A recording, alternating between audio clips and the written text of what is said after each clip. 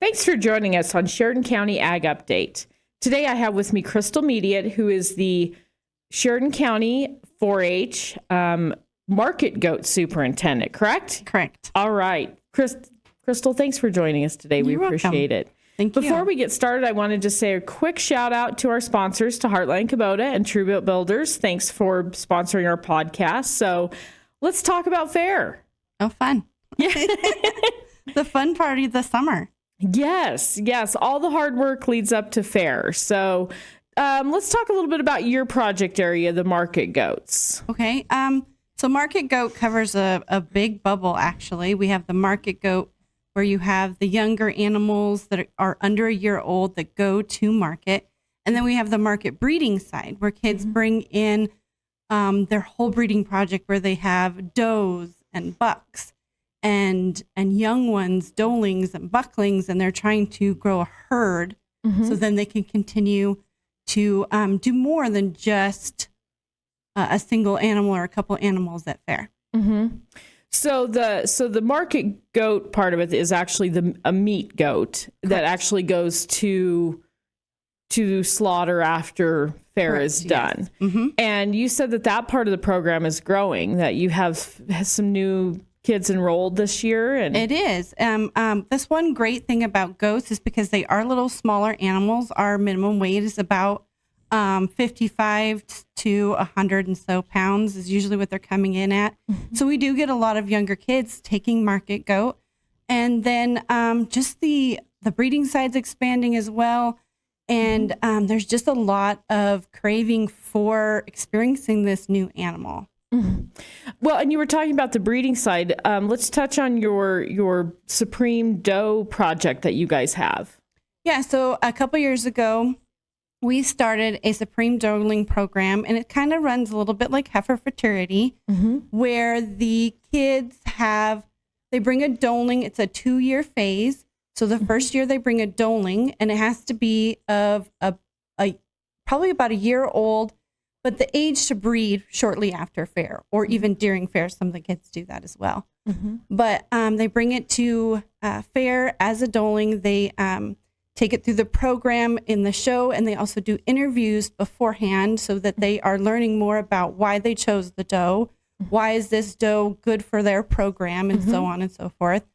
And then they show the doe, and then they come back the next year with the same doe bred. Now, because the cycle of a goat is a lot different than a heifer, they were going to already have their doeling or their offspring from that animal.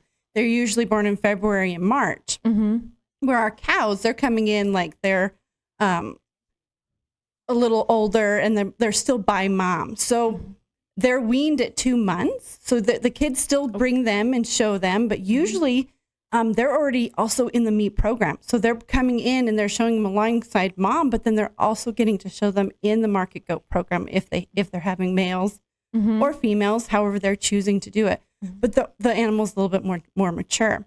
But the winner, or the person who does the work through those 2 years, there's also interviews for the second year, they win a doeling. Okay. And then they also get to learn all the experience, because all the record books go into more of like, how much money did things cost, and why did you pick this buck, and what are you going to do to improve why is this buck going to improve your breeding, and what all of the entails of actually running a farm or an industry behind the market goats. Quality Kubota machinery and customer care from the heart. Proudly serving Sheridan and the surrounding areas since 1996. Go online to heartlandkubota.com or stop by Heartland Kubota, 2450 Heartland Drive. So, well, that's really interesting that they get to do the 2-year program and see what kind of the fruits of their labor come about. So I know that with Melissa Petzold, who's the dairy goat, which is similar but different, that you guys do a lot of the, I don't know if you want to, the homesteading home, you do a lot of things with the milk. You want to talk about that a little bit? Yeah, I mean, when my kids got into dairy goats, or goats, period, I wanted to do the same. I thought goats were amazing. And so I own, I think about 7 dairy goats. Okay. So I know a little bit more about that side, just everyday side of it. But the milk is amazing. I know my middle son was a little lactose intolerant. There's no problems there.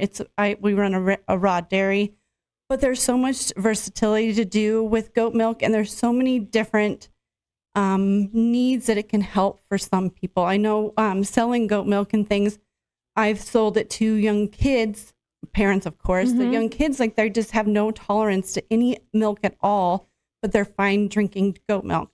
So that's a big benefit of goat milk. But it's just, it's amazing this a smaller animal, because if you get into the dairy cows, you have a large animal, and they can be ranging from 5 gallons to 8 gallons a day. Oh yeah, whoa, which is a lot of milk. You know, range. If you do range and that kind of stuff, you can get a little less. But with one dairy goat, you can average about 1 gallon a day, which gives you 7 gallons a week, which is plenty to feed a household. I run a few more, and the county has quite a lot of dairy animals, dairy goats, excuse me, and that's their purpose, is just to really teach people how to consume raw milk, how to take care of raw milk, how to make yogurt, how to make cheeses. There's so much versatility that you can do. Butter, not really so much. Goats don't have that high butter fat. Lamanches do. That's what I raise. Okay. But well, those are the ones with the no ears, aren't they? Correct. Yeah, those freaked me out the first time. I'm like, where did it freeze off? Like, yep. I get those questions a lot. What'd you do? Did you cut them off? And I was like, no, they're born that way. But well, great. So if someone was wanting to come to fair and see this the goat show, when is it and what time we're at? And so the dairy goat, I'm just going to start with them. I think they're on Wednesday. I'm not sure exactly, but the market goat is Friday. I know that day. But the sheep, we're going to do it a little different this year. The sheep are going to be first. So the sheep will start at 9 a.m. and then they'll go for their time. And then the market goat will start 2 hours after. Okay. And SheridanMedia.com will be up there filming the shows again. So if you can't make it, if you're stuck at work, you can still watch. What if there's a family that's watching that thinks, man, I really want to get my kids into this, or they're interested in goat milk or some of the products that you make? How can they get a hold of you to get involved with that? Well, they can definitely reach out to the 4-H office. 4-H is the first part, because there's so much more to 4-H than just market goats and market animals. But you contact the 4-H office. You can contact me through the 4-H office, definitely. You can also go to my website, redridgefarm.org. Where I have my blog and podcast. But there's so many resources out in the county that you could get a hold of someone that raises animals and raises goats. Great. Making plans for building a new barn, shop, or commercial building? Don't do any planning without a call to Sheridan's premier post-frame building and homes builder, True Built Builders, online at truebuiltbuilders.com. I don't know anything about a goat other than they're pretty cute and I know how to tie one. So growing up with horses and cattle, I didn't know much about goats, but they are awfully cute. I do enjoy them. So they are an interesting animal, for sure. I bet. Well, Crystal, thanks so much for joining us. I really appreciate your time, and hopefully we can have you back again and we can kind of delve into your farm aspect of it and have you and Melissa on. We talking about the different milk and all those homesteading type things that you guys do. So, all right. Well, thanks, Crystal. Appreciate it. Yes. And again, thank you to Heartland Kubota and True Built Builders for sponsoring our podcast today. And for more news, sports, and podcasts, check out SheridanMedia.com.